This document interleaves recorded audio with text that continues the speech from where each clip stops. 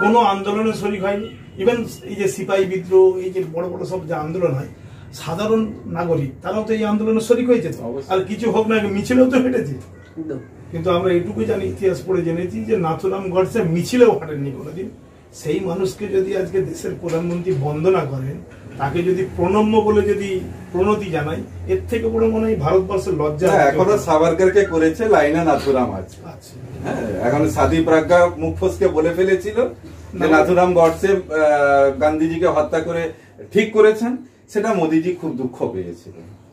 তার জন্য এখন সাভারকারকে দিচ্ছে। কোথাও যেন একটা পুরো বর্তমান যে শাসক কেন্দ্রে আছে, আরএসএস এর নির্দেশে বা আরএসএস এর মতে চলছে বলে আপনারা মনে করছেন? না, কোথাও একটা না, এ পুরোপুরি এটা একদম আয়নার মতো। আয়নাতে তো তবে রিফ্লেকশন হয়, আয়নাতে প্রতিবিম্ব ধরা পড়ে। এ প্রতিবিম্ব নয়, এ তাদের আইডিওলজি, তাদের এজেন্ডাই তো তাই।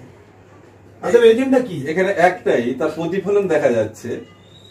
ভারতবর্ষ এখনো সংবিধান ঘোষণা করছে ধর্মনিরপেক্ষ রাষ্ট্র, এখনো ধর্মনিরপেক্ষ রাষ্ট্র। আরএসএস প্রধান বারবার বলে যাচ্ছেন এটা হিন্দু রাষ্ট্র। কেউ প্রশ্ন করেছে যে সংবিধান যেখানে বলছে যে এটা একটা সেকুলার রাষ্ট্র, একজন সংগঠনের প্রধান হয়ে কি করে দাবি করতে পারেন সংবিধান বিরুদ্ধ দাবি এটা, যেটা হিন্দু রাষ্ট্র? প্রথমে এই দাবিটাকেই চ্যালেঞ্জ করা উচিত। দাবিটাকে অবশ্যই। রাজনৈতিকভাবে এর কোনো প্রতিদ্বন্দ্বিতা দেখা যাচ্ছে না কেন, কি মনে করছেন? অদূর ভবিষ্যতেও দেখতে পাচ্ছি না। যে পরিকাঠামো বিজেপির দ্বারা গঠিত হয়েছে, ভারতবর্ষের সাংবিধানিক প্রতিষ্ঠানগুলোকে ঘুণ পোকার মতো খেয়ে নিয়ে দুর্বল করা হয়েছে, যেভাবে রাষ্ট্রের আদালত থেকে শুরু করে এবং কি বলবো যে টোটাল সামগ্রিক বিষয়টাকে একজন মানুষের নির্দেশে চলছে, মোদী সাহেবের নির্দেশে চলছে।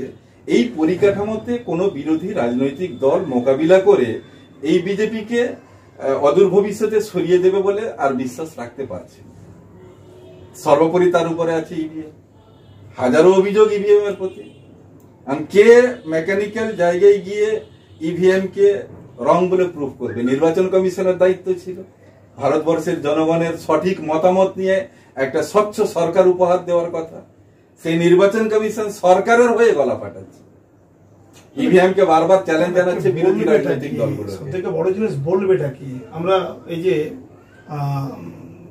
গণতন্ত্রের স্তম্ভ বলা হয়, তো একটা খুব অপরিহার্য স্তম্ভ তো সংবাদ মাধ্যমকে বলা হয়। জনমত অবশ্যই, জনগণের মত সেখানে প্রতিফলিত হয়। জনগণ তার মানে এটা সরকারের কোষ্ঠীপাতন। সরকার ঠিক পথে আছে না ভুল পথে আছে, তার কোষ্ঠীপাতন, তার দর্পণ হচ্ছে সংবাদ মাধ্যম। আমরা সংবাদ মাধ্যমকে কি দেখতে পাচ্ছি? ভুল করছে সরকার, সংবাদ মাধ্যম প্রশ্ন করছে বিপক্ষকে। সংবাদ মাধ্যম প্রশ্ন করবে কাকে? সংবাদ মাধ্যমের কাজ হচ্ছে কোশ্চেন করা। কাকে কোশ্চেন করবে? সরকারকে কোশ্চেন করবে। কিন্তু আমরা এই বিগত 5-7 বছর ধরে সংবাদ মাধ্যমকে পুরো ভুল পাল্টে দেখলাম। সংবাদ মাধ্যম কোশ্চেন করছে কাকে? বিরোধী পক্ষ। বিরোধী পক্ষ করেটা কি? তারা তো পলিসি করবে নাই বা কেন? 2018 সালে একটা আরটিআই রিপোর্টের মাধ্যমে দেখা গিয়েছে 4300 কোটি টাকা বিজ্ঞাপনে মোদী সরকার খরচ করেছে। ব্যবসায়ী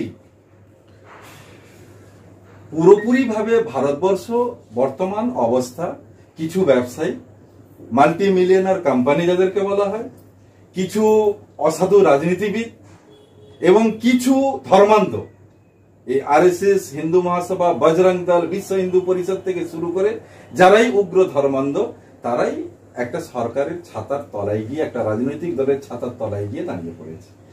আমাদেরকে তো মনে হচ্ছে যে দেশের যে পলিটিক্যাল সায়েন্স পড়ানো হয় সেটাকেও এখন রিরাইট করার পথে আরএসএস যেতে পারে। কারণ by the people, of the people, for the people, এই যে গণতান্ত্রিক মিস্টার কান্ট বলে দিয়ে গিয়েছিলেন ব্যাখ্যা, এক্সপ্লেনেশন, সে তো আর টিকবে না।